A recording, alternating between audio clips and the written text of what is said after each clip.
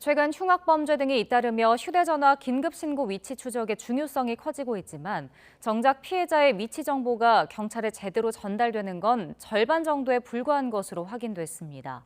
그만큼 치안 사각지대에 대한 우려도 커질 수밖에 없는데 YTN은 이틀에 걸쳐 관련 문제점을 중점 보도합니다. 오늘 첫 순서로 정현우 기자가 휴대전화 긴급 위치 추적 시스템의 현주소를 짚어봤습니다.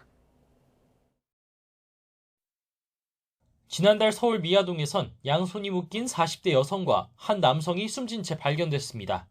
경찰은 발견 17시간 전 여성의 112 신고를 받고 휴대전화 위치를 추적했지만 사건을 막진 못했습니다. 위치가 기지국 주변 넓은 반경으로 나오면서 출동한 경찰은 여성이 어디에 있는지 왜 이런 일이 벌어졌는지 이유를 따져봤습니다. 지난 2012년 길 가던 여성을 납치해 잔인하게 살해한 오원춘 사건 이후 정부는 부랴부랴 112 위치 추적법을 도입했습니다. 급박한 위험에 노출된 신고자를 구조하기 위해 경찰의 위치 추적에 제도적으로 힘을 실어준 겁니다. 112 사건 처리 시스템과 상황실 운영 체계를 전면 개편하겠습니다.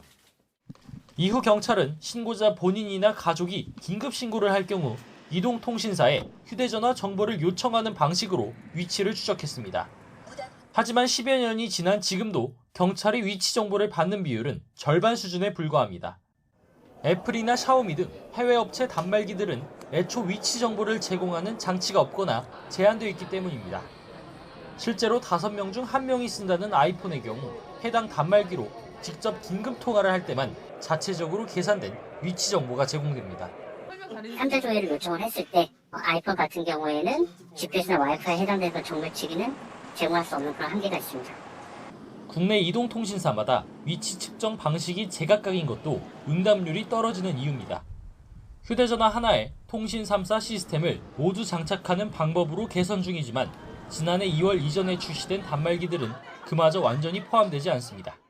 긴급구조 사각지대 문제를 해소하기 위해서 이통 3사가 정밀치기 앱을 모두 사전 탑재하도록 하고 있습니다. 이미 시장에 배포된 국산 단말에 대해서는 업데이트를 통해서 사후 탑재를 계속 추진하고 있습니다.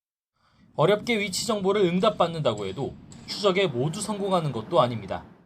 위치 정보의 정확도까지 따져보면 골든타임 안에 실제 위급한 상황에 있는 신고자의 위치를 정확히 파악할 가능성은 현저히 떨어집니다.